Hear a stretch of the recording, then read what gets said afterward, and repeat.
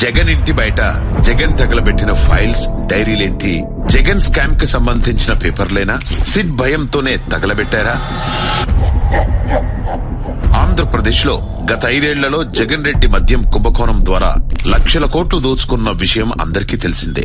Boom boom బ్రాండ్లతో ప్రజల డబ్బును దోచేసి Tadepalli palace లో ప్రతిరోజు 280 కౌంటింగ్ మిషన్లతో రోజుకు 840 మందితో ఆ డబ్బును లెక్కించేవారని లిక్కర్ కేసులో అరెస్ట్ అయిన కసిరెడ్డి కక్కేశాడు. అందుకే ప్రస్తుత ప్రభుత్వం మద్యం కుంభకోణంపై సిట్ ఏర్పాటు చేసింది. ఆ భయంతోనే జగన్ దాచుకున్న కీలకమైన లిక్కర్ డాక్యుమెంట్లు, డైరీలు ధ్వంసం చేసే ప్రయత్నంలో జగన్ ఇంటి బయట అగ్ని ప్రమాదం అనే కథ అల్లి కీలకమైన సమాచారాన్ని తగలబెట్టినట్లున్నాడు. వెంటనే సిట్ ఏర్పాటు చేసిన ప్రభుత్వం సాయంత్రానికి ఫైళ్లు కాల్ చేసిన జగన్. గత ప్రభుత్వంలో తన తాడేపల్లి ప్యాలెస్ లో సీఎంఓగా మార్చేసిన జగన్ రెడ్డి ప్యాలెస్ లో ఉన్న కీలకమైన లిక్కర్ స్కామ్ కు సంబంధించిన జగన్ ప్రైవేట్ గా మెయింటైన్ చేసిన డాక్యుమెంట్లు, డైరీలను అగ్ని ప్రమాదం మాటున తగలబెట్టేశారని సమాచారం. సిట్ విచారణ తన ఇంటి వద్దకు వస్తుందని కోడికత్తి 2.0 నాటకం ఆడేస్తున్నట్టున్నాడు. అగ్ని ప్రమాదం జరిగింది అని చెప్తున్నారు కానీ ఇప్పటి వరకు జగన్ ఇంటి బయట ఉన్న సీసీ కెమెరాల ఫుటేజ్ బయటికెందుకు రాలేదు?